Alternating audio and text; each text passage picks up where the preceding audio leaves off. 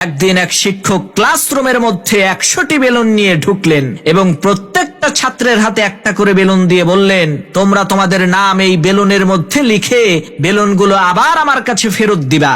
শিক্ষকের কথা অনুযায়ী সমস্ত শিক্ষার্থীরা বেলুনের মধ্যে নাম লিখে শিক্ষকের কাছে ফেরত দিল। তখন সেই শিক্ষক সবগুলো বেলুনকে একসাথে এলোমেলো করে মিশিয়ে ক্লাসরুমের একটা জায়গায় রেখে দিলেন। এরপর সমস্ত শিক্ষার্থীদের উদ্দেশ্যে বললেন, তোমরা এই 100টা বেলুনের মধ্য থেকে ওই বেলুনটাই আমার কাছে নিয়ে আসবা যে বেলুনটার মধ্যে তোমার নাম লেখা আছে। মনে রাখবা, তোমার হাতে সময় মাত্র 1 মিনিট। শিক্ষকের এই কথা শোনা মাত্রই সমস্ত শিক্ষার্থীরা তাড়াতাড়ি করে তাদের নাম লেখা বেলুনগুলোকে খুঁজতে লাগলো। মুহূর্তের মধ্যেই সৃষ্টি হলো এক হুলস্থুল পরিবেশ। এতগুলো বেলুনের মাঝে নিজের নাম লেখা বেলুনটাকে 1 মিনিটের মধ্যে খুঁজে বের করা তো এত সহজ না।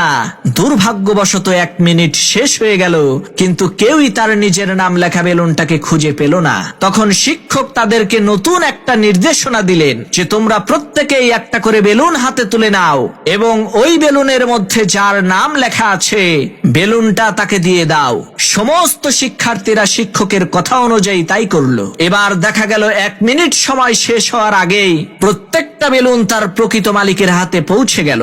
তখন সেই শিক্ষক বলল, এই দুনিয়ার সুখ ঠিক এমনই। তুমি যদি নিজের সুখটাকেই খুঁজতে থাকো তাহলে ওই সুখটাকে খুঁজে পেতে তোমার অনেক দেরি হবে। আর যদি তুমি অন্যের সুখ খুঁজে পেতে সাহায্য করো তাহলে খুব দ্রুতই নিজের সুখটাও তোমার কাছে চলে আসবে।